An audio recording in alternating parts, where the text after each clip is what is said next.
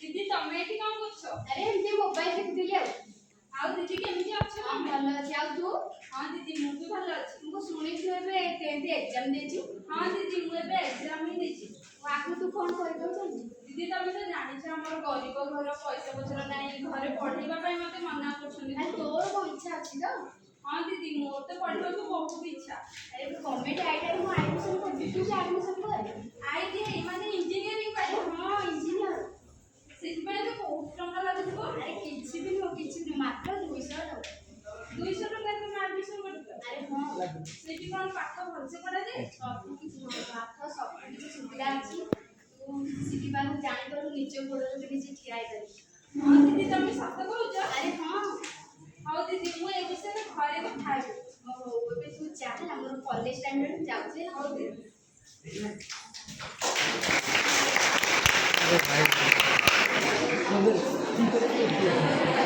Silent is not completed.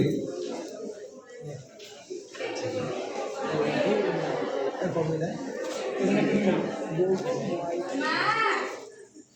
ए मां हां मां हां कोन करछु बा घर झाड़ू मते तू गोटे कथा कहबी हां मां मोर एबे दशम सरला मु कोन करबी तापरे आ कोन कर घर काम नाइ मां तो से कथा कहूनी आ मु पाठ पढिबा कथा कहूची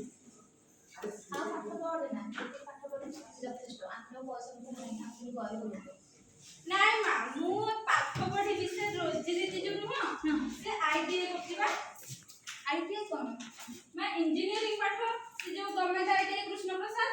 सेठी एबे खोला हे जिनु माने से सेठी एडमिशन करके पढुची मु भी पढिबी मैं इंजीनियरिंग पढ़े के आंदर देते टक्का ना से रोजगार कर कर तांको टक्का पैसा रखि से पढौचंदी आमे लोग नाइ मां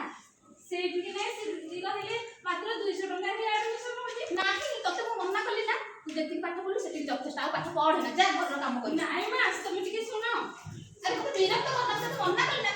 हो तुम जाओ मां बाबा आसिले କଥା अच्छा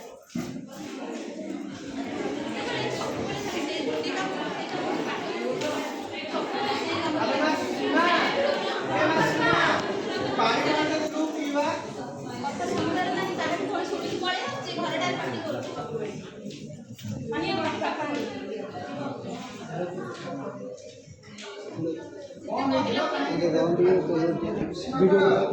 सीमा को आछि बस हमटा कुंडले बसै छ त सेति बे से काहे कोन सुनि की पड़े से घर भीतर आके सब बेले पाठ पढी कौन दिलो मैं कौन को दुबा बाबा मोर एबे 10th एग्जाम देछि तापर कोन कोन पढिबी मां तू पढ़ी कौन करू तू हमर पाठ पढ़ी कौन करू हमर गरीब घर हम पैसा पत्र रखले 4 वर्ष तोर बाहागर करिया तू पढ़ी कौन करू नाइ ना झियोटा परा तू पाठ पढी चाकरी करबी नाइ लो मैं तू चाकरी करेनी तू जा बो को तू काम की चाकरी करबू किछि चाकरी बेटा काम दाम घर शिखला 4 वर्ष बाहागर कर देबा तोर नाइ बाबा मु पाठ पढी चाकरी करबी निजे बडरे निजे खिया ओहो तते मुंडर भूत चाकरी करिया तो के पुडी छि गलु से रोजी दीदी भा आईटीआई करछि मु भी करबी आलो मां से रोजी दीदी तू जो कहू ता बापर बहुत पैसा से पैसा खर्च करूची आईटीआई पढौची हमर पैसा काई मु से कथा कहि कर से सुनुनी तब जे भले बुझै नाइ ना पासी बिल्कुल पैसा 200 टका से एडमिशन कर बोली आइलो मां तू छोटो पिलाटा तू बुझुनु तते से माने पूरा भुले देइची नाइ ताको कोने ड्रेस मिलिछि ताको स्कॉलरशिप भी मिलिछि बा हो तू र अझड करेनी आमे जिबा काली जिबा ए आईटीआई रे बुझिबा हला नाइ नाइ मु मना कर से पाठ पढबो तू र काली जिबा हला ओ रो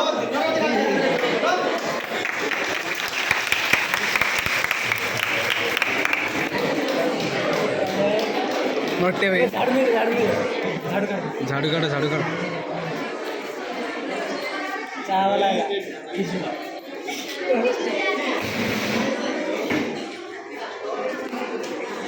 ठीक रखो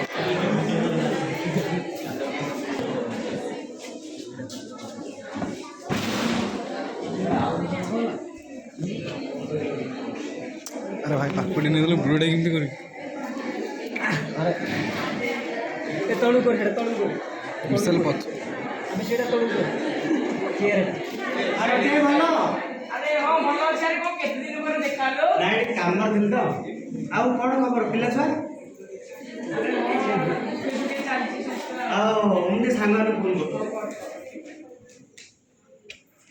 ହ୍ୟାଲୋ ଆରେ ବିନା କୋଉ କୋଉଠି ଭେରି ଗୁଡ୍ ମର୍ଣ୍ଣିଂ କୋଉଠି ଅଛୁ ତୁ ଆଚ୍ଛା ଏ ନଟିଆଇ ଦୋକାନକୁ ଆସୁନ ସମସ୍ତେ ସାଙ୍ଗସାଥି ସମସ୍ତଙ୍କୁ ଡାକିଦିଅ ବହୁତ ଦିନ ହେଲାଣି ଦେଖା ସାକ୍ଷାତ ହେଇନି ନା ଆରେ ଆମ ଭୋପାଳ ପୁରା ଆଇଟିଆଇ ସାମ୍ନା ଯୋଉ ନଟିଆଇ ଦୋକାନ ହଉ ଆସ ନଟିଆଇ ସାଙ୍ଗସାଥି ଆସୁଛନ୍ତି ଆଜି ଭାଇ ଚା ଫା ଗରମ ହବ କି? ଆରେ ବିନାୟକ ଭଲ ଅଛି ଭଲ ଅଛି ଆରେ ଭଲ ଅଛି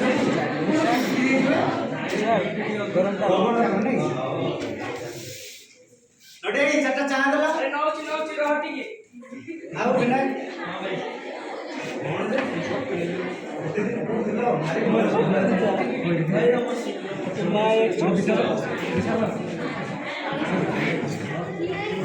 ସେତିକି ବିଚାର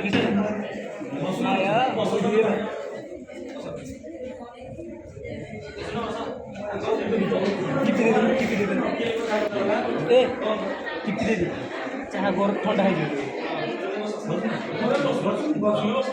ଏଇଟା ଆଉ ବିନାୟକ କଣ ଚାଲିଛି କଣ ଏ ସେଣ୍ଟ୍ରାଲ ଗଭର୍ଣ୍ଣମେଣ୍ଟ ଆରେ ବା ତୋର ତ ଲଟେରୀ ଲାଗିଗଲା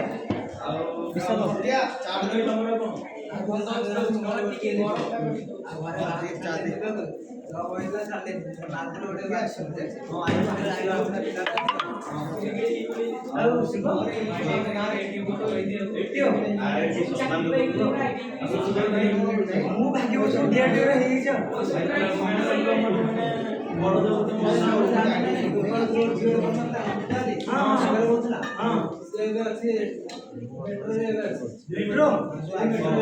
ସମସ୍ତେ ଚାକିରି ପାଇଲେ ଗଭର୍ଣ୍ଣମେଣ୍ଟ ପାଇଛନ୍ତି ନା ପ୍ରାଇଭେଟ ପାଇଛନ୍ତି ଗଭର୍ଣ୍ଣମେଣ୍ଟ ପ୍ରାଇଭେଟ ମୁଁ ଶୁଣୁଥିଲି କିନ୍ତୁ ଯାହା ସତ ନା ନାଇଁ ସତ କଥା ଆମେ ଜାଣିଥିଲେ ଆଇଡ଼ିଆ ଏତେ ଗଭର୍ଣ୍ଣମେଣ୍ଟ ଯଦି ଆଉ ଯଦି କୋଉ ମାନେ ଡିଗ୍ରୀ ପିଲା ଯୋଉମାନେ ଜବ୍ ପାଇନାହାନ୍ତି କିନ୍ତୁ ଆମେ ଆଇଡିଆ ବୋଲି ଜବ୍ ଏବେ ପାଇବ ବହୁତ ଶୀଘ୍ର ଆମ ଗାଁ ପିଲାଟି ହଁ ସାର୍ କଣ ଏଇ ଛୋଟ ଛୋଟ ପିଲା ବଡ ହେଇଗଲାଣି କଣ ସବୁ ସେ କହୁଥିଲା ନଟିଆ କହୁଥିଲା କଣ ଚାକିରି ବାକିରି କଲାଣି ବଡ ହବା କଥା ଚାକିରି ହେଇଯାଇଛି ଆଉ କଣ କରିକି ପିଲା ଚାକିରି ବାକିରି ପାଇଲାଣି ଆମେ କିଛି ନାହିଁ 10th ପରେ +2 ନ କରିକି ଆମେ ଆଇଟିଆଇ କରିଦେଲୁ ଆଇଟିଆଇ କରି ସବୁ ଇଏ କଲେଣି ହଁ ଆଇଟିଆଇ ବହୁତ ଫେସିଲିଟି ମଉଜା ଆରେ ମୋ ଝିଅଟା କହୁଥିଲା ଆଇଟିଆଇ କରିବ ବୋଲି ସେ ଆଇଟିଆଇ କଲେ ତା ପାଇଁ କଣ ଝିଅ ମାନଙ୍କ ପାଇଁ ତ ଅଧିକ ଫେସିଲିଟି ଝିଅ ମାନଙ୍କୁ ଅଧିକ କଣ ଅଛି ପିଲେ ଟିକେ କହିଲ ସ୍କଲାରସିପ ଅଛି ତାପରେ ଝିଅ ମାନଙ୍କୁ ରହିବା ଖାଇବା ସହିତ ଆଡମିସନ କମ ପଇସା ସହିତ ରହିବା ଖାଇବା ସୁବିଧା ସହିତ ତାପରେ ପାଠ ପଢା ସହିତ ବହୁତ ଚାକିରି ତ ଗଭର୍ଣ୍ଣମେଣ୍ଟ ଚାକିରି ବହୁତ ଭ୍ୟାକେନ୍ସି ପଇସା ଖର୍ଚ୍ଚ କରିବାକୁ ପଡିବନି ତ ବହୁତ କମ ପଇସାରେ ମୋ ହେଇଯାଉଛି ଆଉ ମୋ ସାର୍ ମୁଁ ଯଦି ରିଏଲ ଲାଇଫ୍ କଥା ଯଦି ମୋ ସାର୍ କହିବି ମୁଁ ଯେତେବେଳେ ମାନେ 10th ପାସ୍ କଲି 10th ପାସ୍ କଲା ପରେ ଆମ ଘରେ କହିଲେ +2 କରିବା ପାଇଁ କହିଲେ ନା ଆଇଡିଆଇ କଲେ ଅଧିକ ପଇସା ଲାଗିବ ଆଉ ଆଡମିସନ